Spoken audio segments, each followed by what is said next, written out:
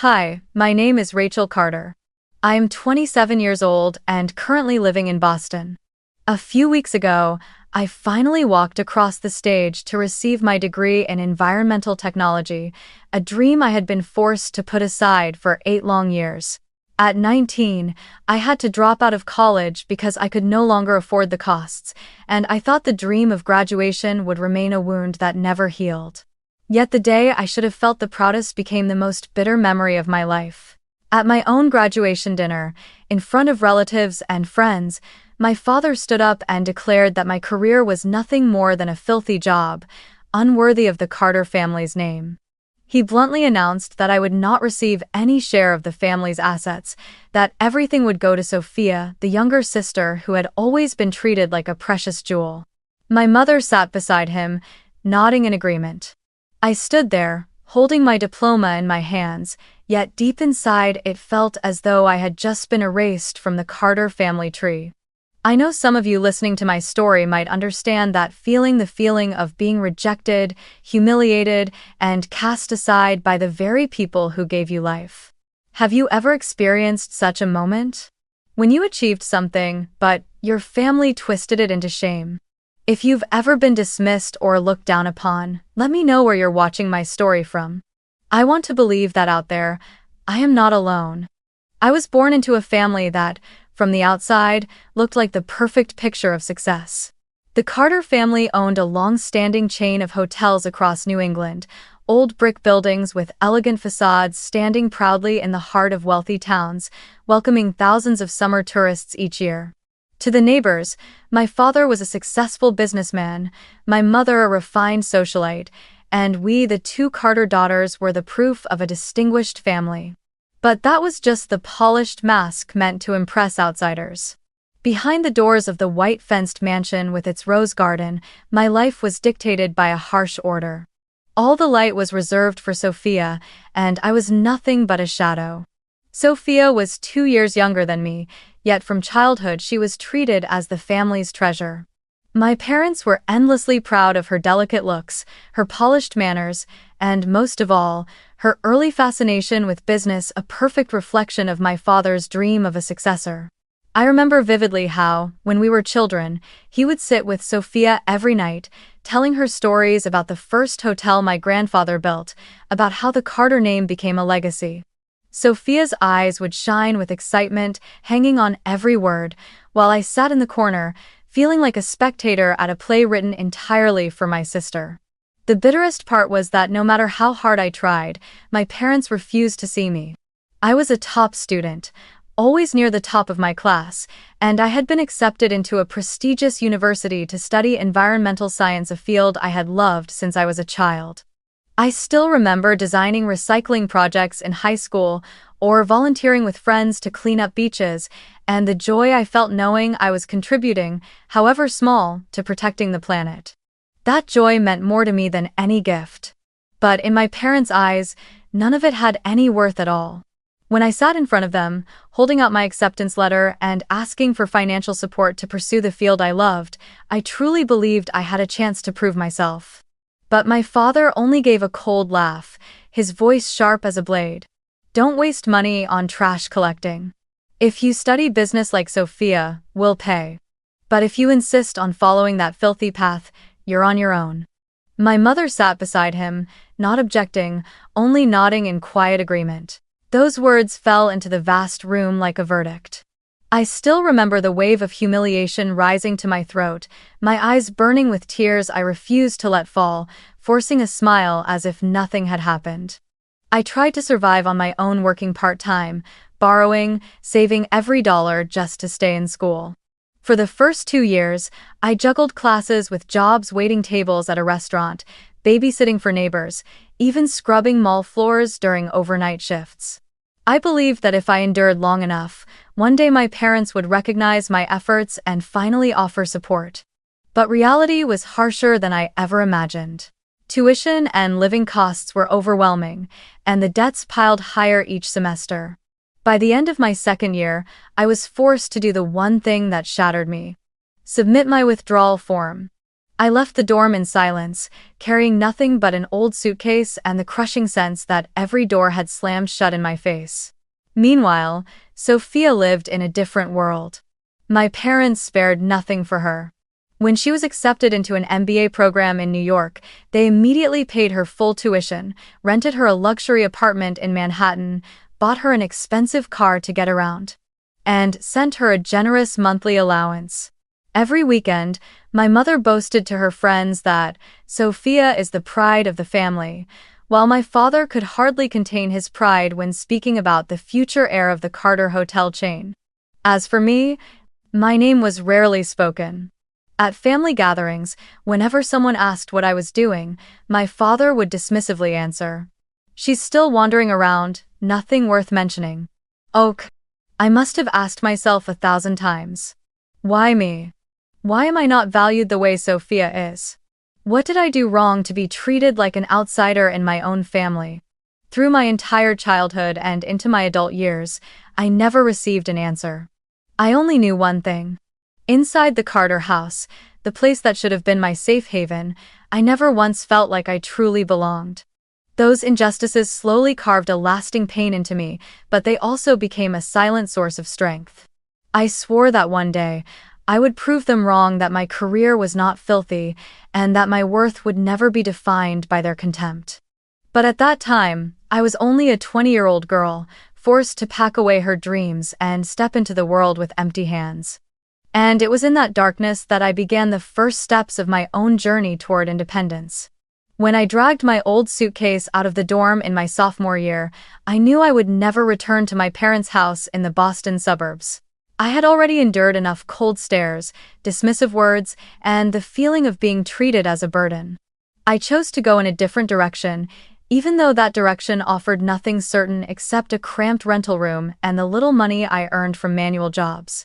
I worked as a waitress at a small Italian restaurant near the city square, each shift running from 4 in the afternoon until midnight, my shirt drenched in sweat from rushing between tables. During the day, I took cleaning shifts at a shopping mall, pushing a heavy mop and breathing in chemical fumes that made me nauseous. Every paycheck barely covered rent, cheap meals, and a small payment toward my student debt. Some nights, I sat curled up in that tiny room, the dim yellow light casting uneven shadows on the walls, asking myself if this was all my life was going to be. Yet life often takes its sharpest turns in the smallest moments. One day, while helping with a beach cleanup, a habit I had kept since high school, I came across a group of students testing a plastic recycling project. They used a small press to turn discarded plastic bottles into crude building materials. Curious, I joined in to lend a hand. By chance, a volunteer filmed the process and posted it on YouTube and TikTok with the caption, "The janitor girl helping turn trash plastic into building bricks." The video unexpectedly went viral, reaching hundreds of thousands of views in just a few days. I could hardly believe that the image of a tired girl with chemical stains on her clothes could make so many people pay attention to an environmental story. That moment sparked an idea in me. If one random clip could spread so widely, why couldn't I turn it into something real? I started learning how to film, edit, and create content. I launched a personal channel to talk about environmental issues in a way that felt simple and practical. I shared tips on easy recycling at home, explained why waste separation mattered, and showed how to turn kitchen scraps into fertilizer. At first, only a few dozen people followed, mostly old friends. But gradually, the videos began to spread. I had nothing but sincerity and a genuine love for the environment, and perhaps that was exactly what reached people's hearts. After 2 years of persistence, my channel had gained hundreds of thousands of followers. I was invited to small green entrepreneurship seminars, and local schools began asking me to speak to their students. More importantly, I started to find a community that believed in the values I pursued. Many viewers messaged me to say they had changed their daily habits, started sorting their trash, reduced single-use plastics, or joined cleanup groups.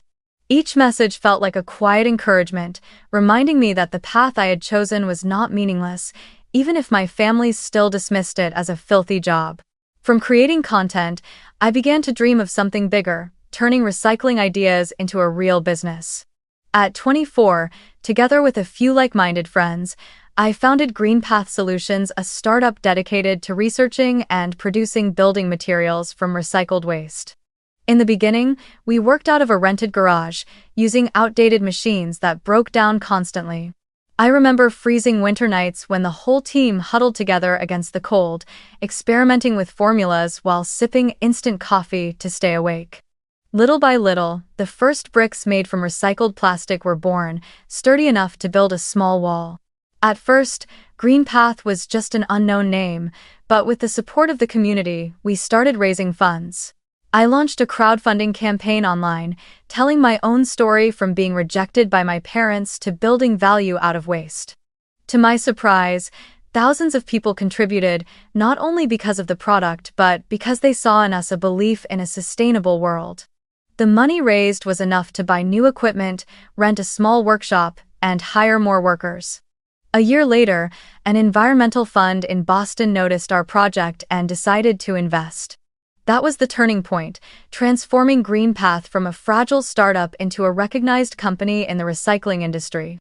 As the company grew, we secured contracts with several construction firms to supply recycled plastic materials. I began to earn a stable income, rented a comfortable apartment of my own, and for the first time in my life, I no longer had to worry about every single bill. I also made it a priority to hire young people who had faced hardships like I once did, giving them the chance to work in an environment built on respect and creativity. Watching them grow each day, I felt as though I was finally building the kind of family I had never truly had. Then, when GreenPath had finally become stable, an old thought returned. I remembered the unfinished dream, the college degree I was forced to abandon at 20. I realized it was time to close that wound, not to make my parents proud, not to prove anything to Sophia. I needed to finish it for myself, for the young woman who once cried in a tiny rented room, believing her life was already over. So I reapplied to the university and registered to complete the credits I had left behind. Returning to campus, I was no longer the 19-year-old student I once had been. I was older, more grounded, with real-world experience and a career of my own. I sat in lecture halls, listening to professors explain new technologies in the field, and I felt every cell in my body light up. I submitted research papers on recycled materials, using data from my company in my thesis, and received high praise. My classmates saw me as an example, and my professors respected my perseverance. On the day I walked across the stage, I wasn't just Rachel Carter, the 27-year-old who graduated late. I was living proof that a detour can still lead you to the finish line, that no one has the right to decide the value of your life but you. I held the diploma in my hands, my heart racing, and in that moment I whispered to myself, "At last, I did it." That graduation day, I hoped it would be perfect, a milestone to close the chapter of hardship and open a new path forward. I organized a small celebration after the ceremony, renting a cozy restaurant by the Charles River, decorated simply with green and white ribbons, the colors I always associated with the environment and renewal. I wanted to invite the people who had walked beside me, friends, mentors, professors, and even though I felt conflicted deep inside, I still sent invitations to my parents and to Sophia. Part of me wanted to show them that, despite everything, I had risen, that I had completed the very education they once ridiculed. Another part of me, fragile and hidden in my heart, still longed for a small acknowledgement, a nod of recognition from them.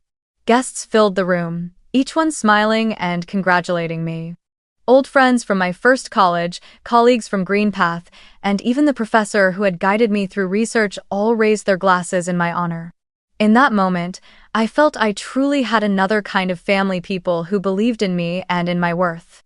But then, when my parents walked in, the atmosphere shifted instantly. My father, still in his immaculate suit, carried himself with the grand posture of a hotel magnate. My mother, draped in an expensive coat, scanned the room with cold, sharp eyes as though this space belonged to her. And Sophia, my sister, arrived like the star of the evening, in a glamorous dress, her perfect smile gleaming, her self-assurance radiating with the arrogance that had been nurtured all her life. At first, I tried to keep things cordial. I walked up to greet them, smiled, and thanked them for coming. My mother nodded dismissively, my father only gave a curt grunt, and Sophia hugged me with a chill so obvious it felt more like duty than affection. I was used to it. I turned back to my friends, letting them take seats at the central table, the very spot I had wanted to save for myself and my professors. But even as I tried to ignore them, I couldn't have predicted how quickly the cruelty would arrive. While the dinner was underway and everyone was lifting their glasses, my father suddenly stood. He cleared his throat, commanding the attention of the room. I thought he was about to say a few words of congratulations for his daughter's graduation, as any parent would. Instead, each word fell like a cold blade. I want to take this occasion to make it clear to our family and relatives that Rachel will not have any share of the Carter family estate. All of our assets, the hotels, and the reputation we've built over generations will be handed down to Sophia.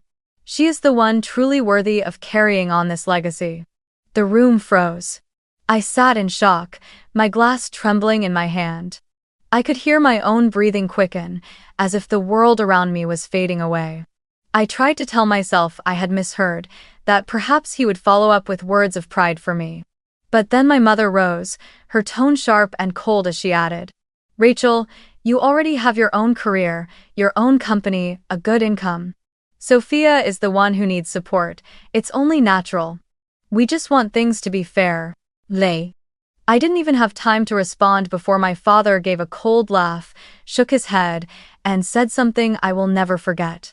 "The truth is, we never believed in that so-called career you're chasing. A filthy career, a dirty job dealing with trash, something no one in the Carter family would ever want to be associated with." The room fell into silence for a few seconds, and then the murmurs began. I saw some of my relatives glance at each other, nodding, and then they started clapping. Clapping not for me, but for Sophia. The applause grew louder, followed by cheers of, "So well deserved," and "Sophia is the true pride," echoing through the room. I sat there, in the very place I had paid for, but I was cast out of the spotlight in my own graduation celebration. I looked around and saw my friends frozen in shock, a few of them trying to comfort me with their eyes. But the isolation was undeniable. Sophia sat proudly, smiling as though the entire event had been organized in her honor. My parents held their heads high, satisfied with their performance. And me, I sat alone, feeling as if 1,000 knives were piercing my chest. I wanted to scream, to demand why they couldn't acknowledge my efforts, even just once. But my throat locked tight, and my heart weighed heavy. In the end, I just took a deep breath. I lifted my gaze, letting the fire of rage and pain burn openly in my eyes. I wanted to etch that moment into my memory, to let it become a source of strength I would never lose. I said nothing. I let the silence wrap around me. Silence, but it was a vow, a wordless oath, that I would never forget, and I would never again allow them to define my worth. That night ended with laughter and congratulations showered on Sophia, while I walked out the door with a bleeding heart.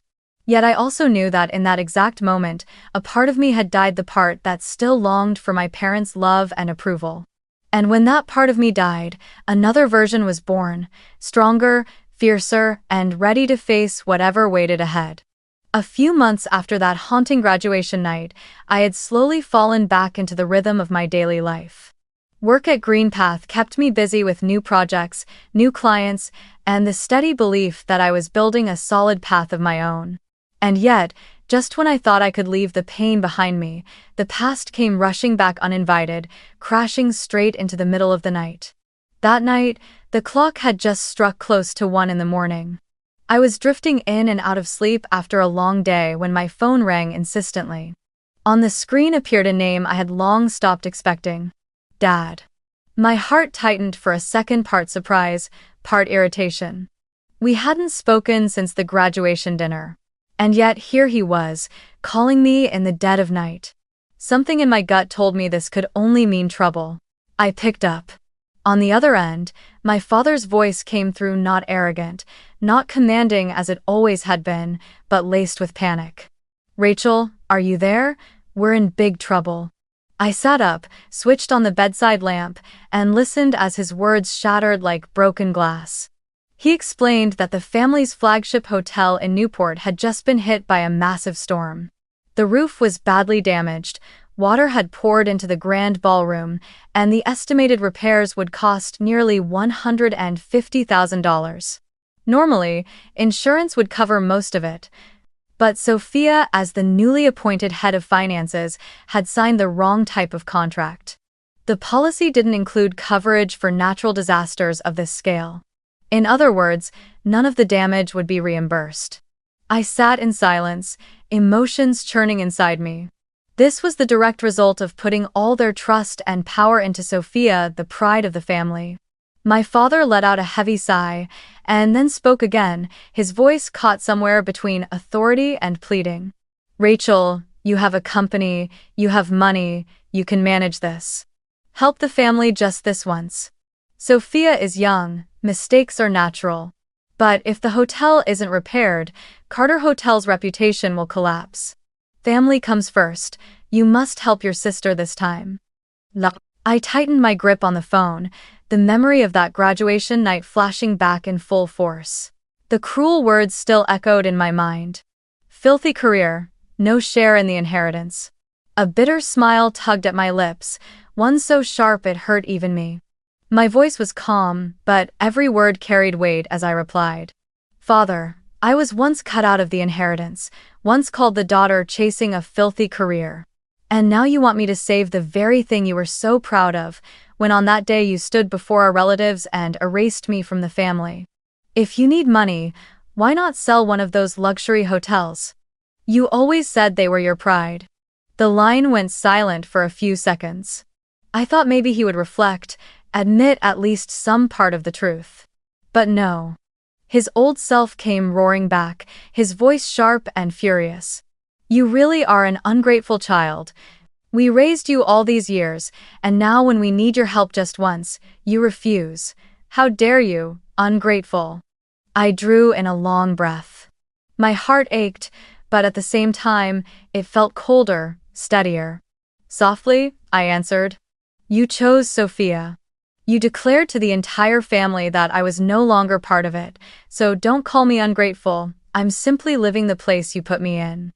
And with that, I hung up, firm and final. After the call, I sat motionless in the quiet apartment, the only sound the steady rain tapping against the window. A strange mix of pain and relief rose in me. Pain because even in crisis, my father still saw no value in me beyond money. Relief because, at last, I had found the courage to speak plainly, to refuse, instead of carrying yet another burden that was never mine. But I knew this wasn't the end. A family so steeped in pride and favoritism as the Carters would not easily accept rejection. That night I closed my eyes but could not sleep. Deep down, I knew the real storm was only just beginning. The next morning, as I returned from Green Path with files still in my hand, I froze at the sight in front of my apartment door. 3 familiar faces I least wanted to see: my father, my mother, and Sophia. They hadn't called, hadn't warned, they had simply appeared as if my home was still theirs to walk into. The moment she saw me, my mother stepped forward, her high heels striking sharply against the hallway floor as though to announce her presence.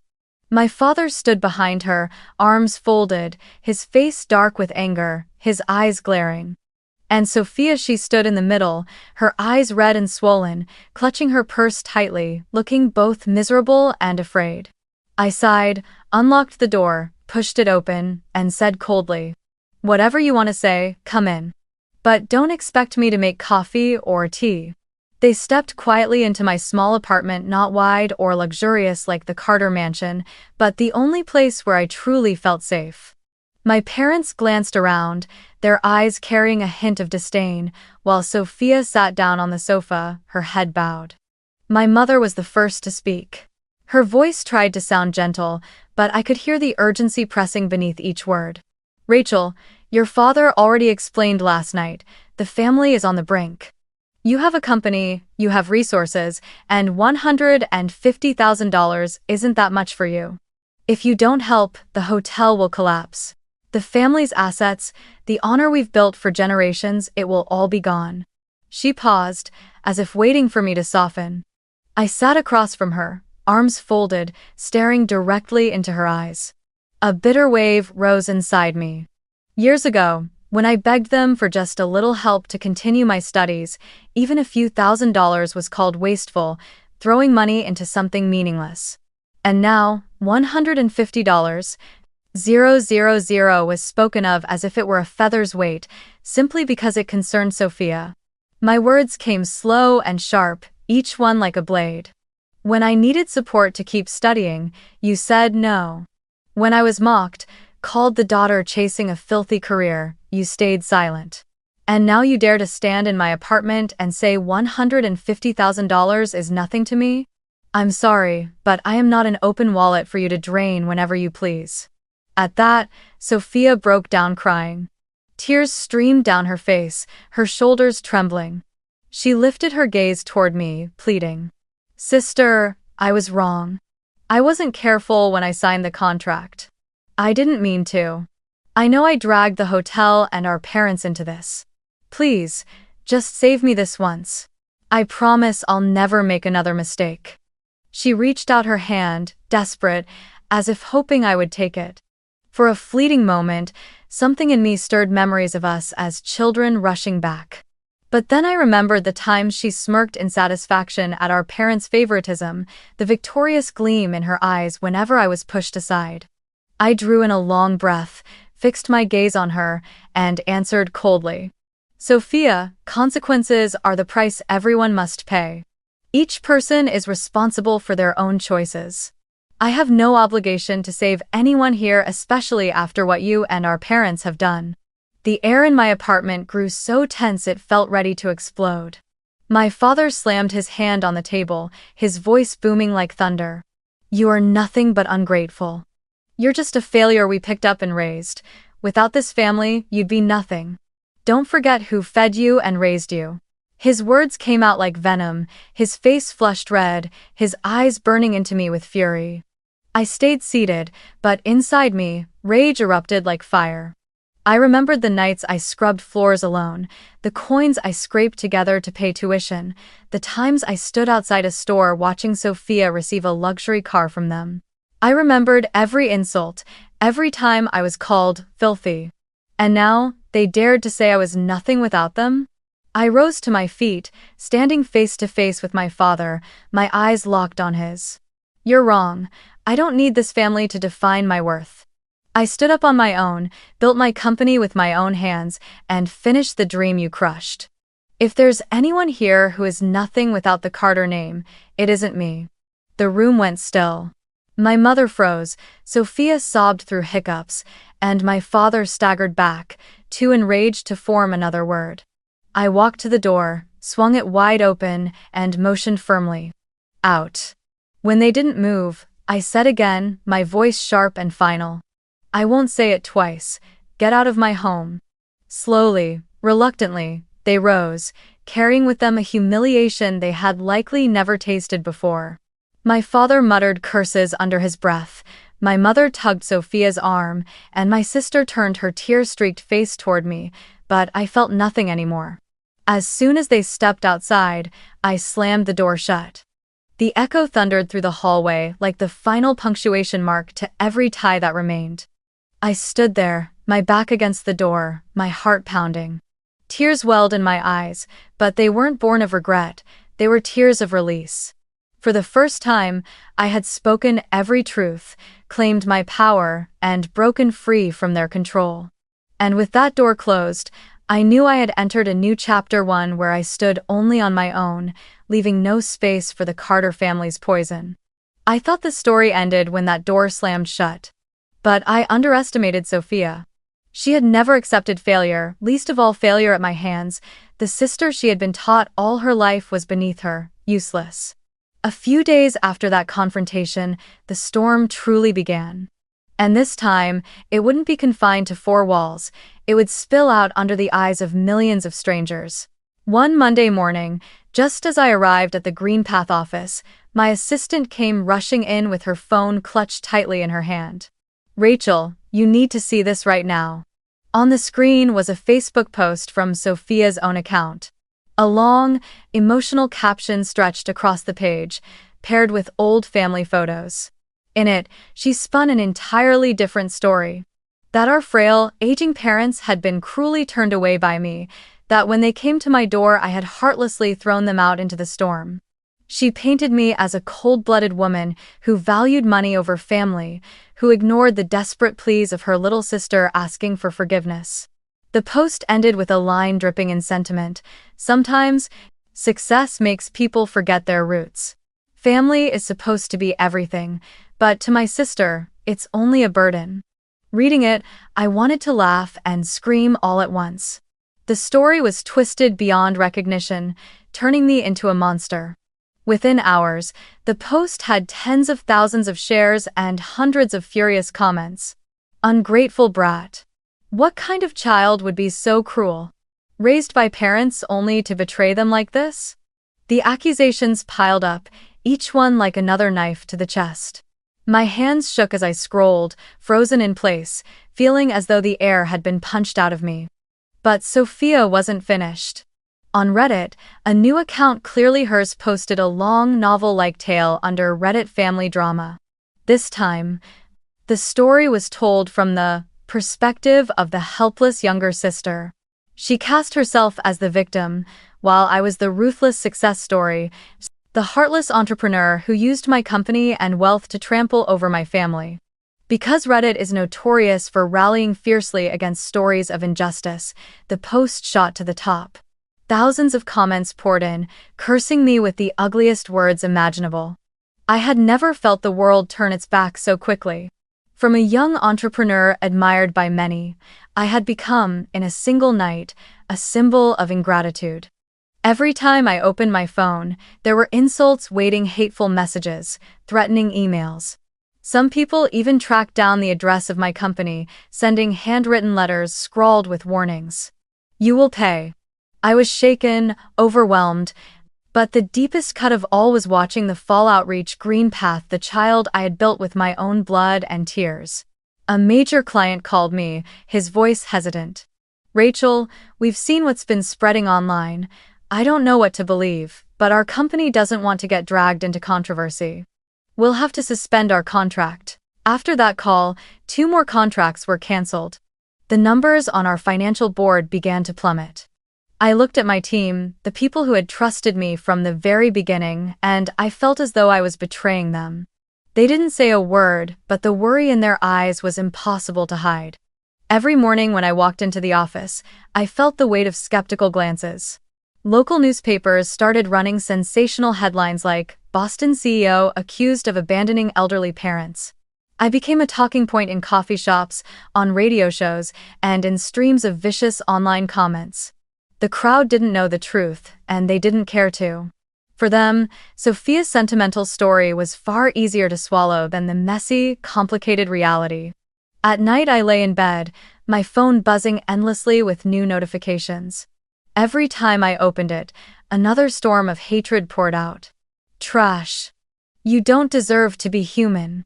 Hope your company goes bankrupt. I clutched my head, tears soaking my pillow. I felt like I was drowning in a public trial where justice was defined not by facts but by shares and furious comments. People called it social justice, but to me, it was nothing more than a mob with torches, ready to burn down anyone they decided was a monster. The world didn't know that I once knocked on doors begging for a little love and was turned away. No one knew my father once stood in front of our relatives and called my career a filthy job. No one heard him shouting, "You're just a failure we picked up." All they saw was Sophia crying, weaving her tale, and they were eager to believe it. In those days, I had to learn silence.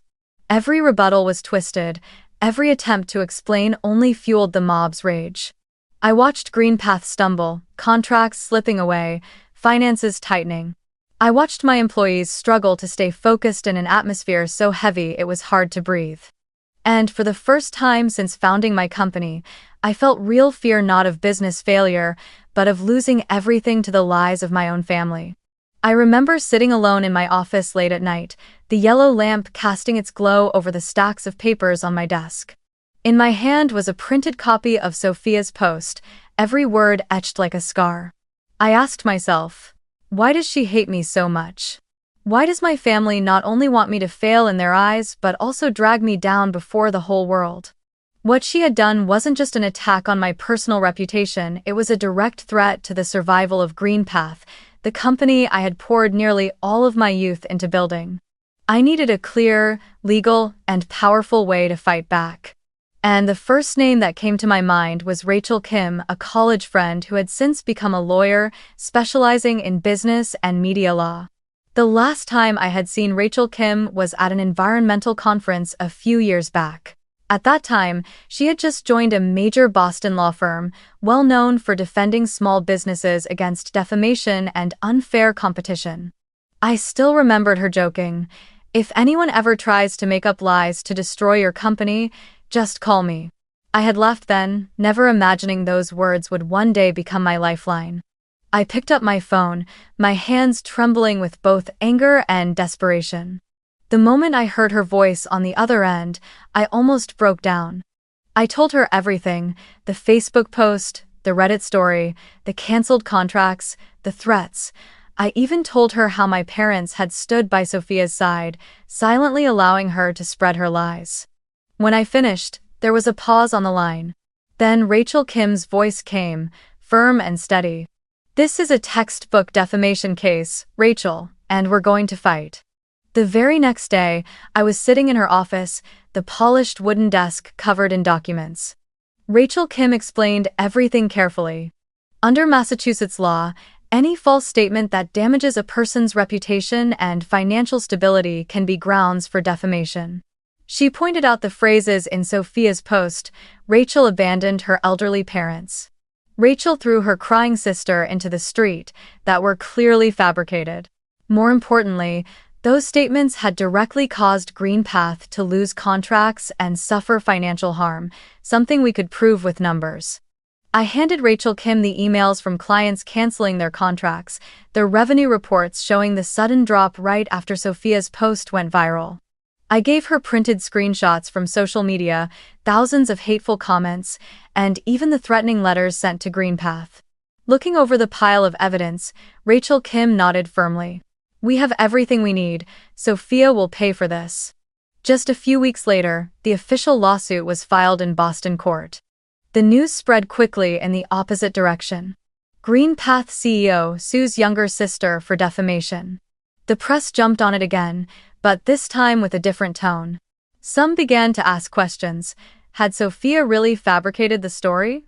The internet was divided, but at least I was no longer a silent target absorbing every accusation alone. On the day of the hearing, I walked into the courtroom with a heavy heart. My parents sat in the back row, their faces tense, but not a single word of greeting. Sophia wore a plain black dress, her hair loose, her makeup soft-crafted carefully to look like a victim. But I knew that beneath the fragile image was cold calculation. Her lawyer tried to argue that she had merely been expressing personal feelings, that her posts were nothing more than subjective experiences.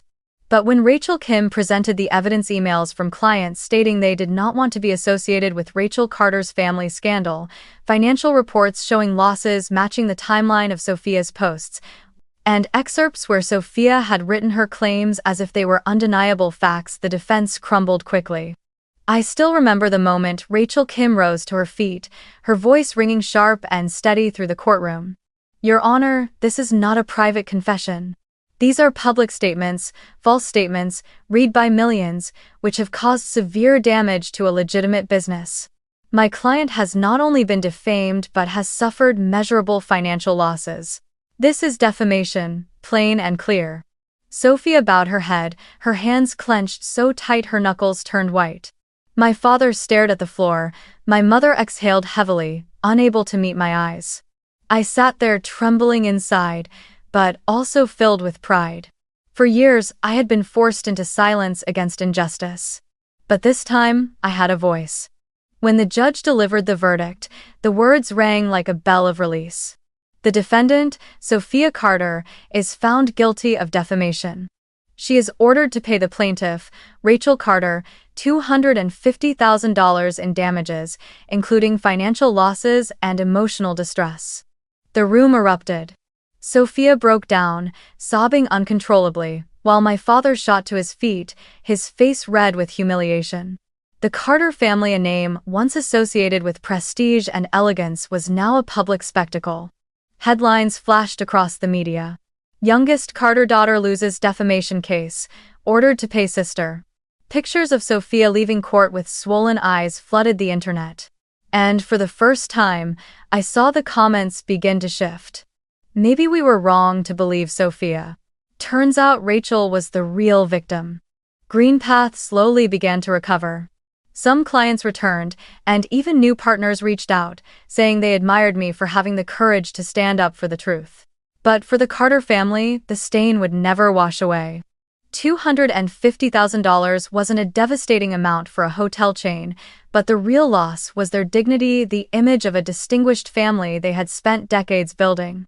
That evening, when I returned to my apartment and sat quietly by the window, I felt both relief and sorrow.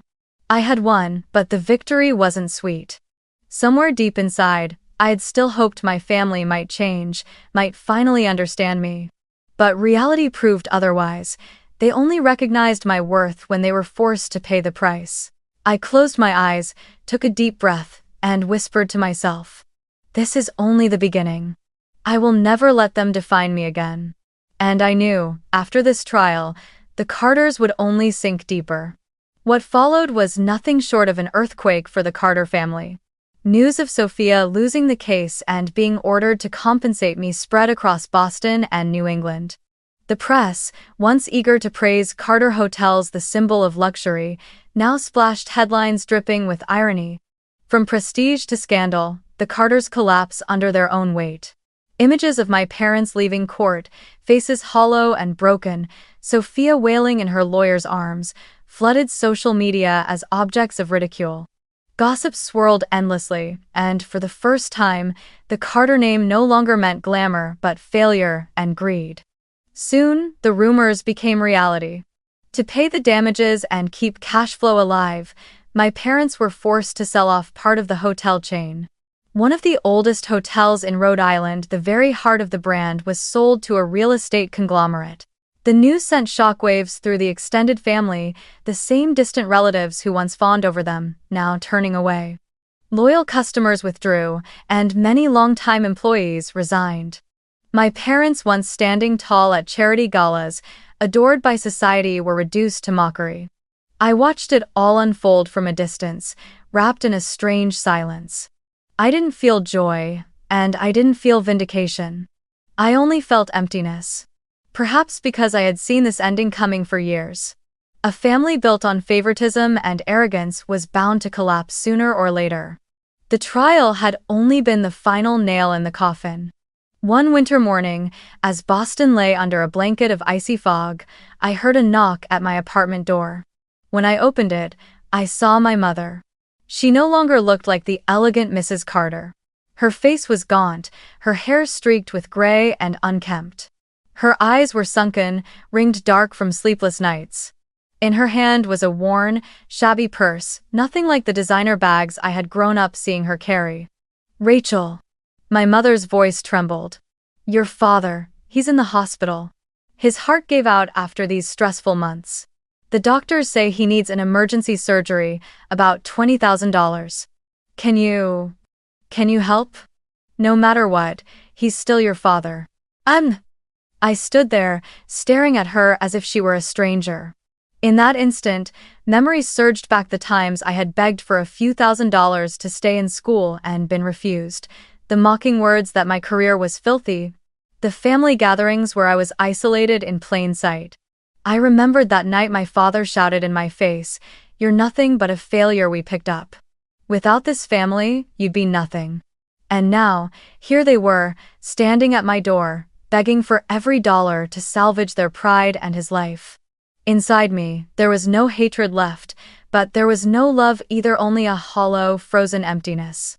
I exhaled slowly and spoke with deliberate calm. "The day you chose Sophia over me, The day father stood before our relatives and declared I was no longer part of this family, that was the day you both lost me. Now, if you need money, sell the multi-million-dollar house you've kept for Sophia. She's the child you always trusted. My mother froze, tears spilling silently down her cheeks. She tried to speak but choked on the words, her eyes pleading with a despair I couldn't meet. I didn't wait another second. Gently but firmly, I closed the door. The sound of the lock clicked sharp and final, sealing off the last thread of hope. As I turned back into my apartment, my shoulders felt suddenly light. Not because I took joy in refusing to help my father, but because I had finally placed a period at the end of a long, painful chapter. I was no longer the girl who once craved recognition. I had chosen my new family, friends, colleagues, people who valued me for who I truly was. The Carter family, with its false glitter and warped affection, was now nothing but the past. And this time, the door I closed was closed forever. When everything was over, I sat alone in my small Boston apartment, watching the morning light spill through the glass. I thought about all that had passed, a childhood spent in the shadow of contempt, the dream of education I once had to abandon, the nights I scrubbed floors in chemical fumes, the company I built from nothing, and the battles I had fought against my own blood. I had endured enough bitterness to understand one simple truth, one that is never easy to accept. Family is not where you are born, but where you are respected. Blood cannot excuse cruelty. It cannot be the chain that binds you to lifelong submission. I know there are many people like me, those who have been rejected, pushed aside, simply because they did not fit into the mold their parents had created for them. I want to tell you this, being rejected does not mean you are worthless. Your worth does not depend on someone else's gaze, and it certainly does not depend on the approval of a family warped by favoritism. It lives in your own actions, your own effort, and the choices you make every single day. I was once called the daughter chasing a filthy career, yet that very career gave me independence, dignity, and a community that truly values me. I also want to emphasize something it took me nearly all of my youth to learn. Setting boundaries with a toxic family is not selfish, it is survival. Many believe that cutting ties or refusing your parents is a sin. But the real sin is allowing yourself to continue being trampled, exploited, and broken in silence. When I dared to close the door on my parents, it was not an act of hatred, it was an act of protection. Protection from the endless cycle of old wounds repeating themselves. Today, I have built for myself a new family. Not from blood, but from trust and respect. They are my colleagues at GreenPath, who worked with me through freezing winter nights. They are the young employees I hired when no one else would give them a chance. They are the friends who did not turn away when the internet overflowed with lies, but instead stood beside me and affirmed their belief in who I am. They have become my foundation, the place where I have found comfort and love that is genuine. And if you listening to my story have ever been belittled by your family, ever felt lost in the very home that should have sheltered you, remember this. You can leave, and you can rebuild your own worth. Don't let anyone call you useless. Don't let anyone define your life through their favoritism or selfishness. You deserve a place to call family, not because it shares your blood, but because it is where people truly see you and honor you. It took me years to learn this, and I share my story not to complain, but in the hope that you will not have to wander as far as I did to find the truth. If you are hesitating, if you still believe you must endure for the sake of peace, ask yourself, what peace is built on contempt? Sometimes cutting ties is the only path to healing, and when you take that step, you will discover the world is far wider than you ever imagined, and within it, you can begin again, on your own terms. Thank you for listening to my story. I'll see you, my dear friends, in the next one.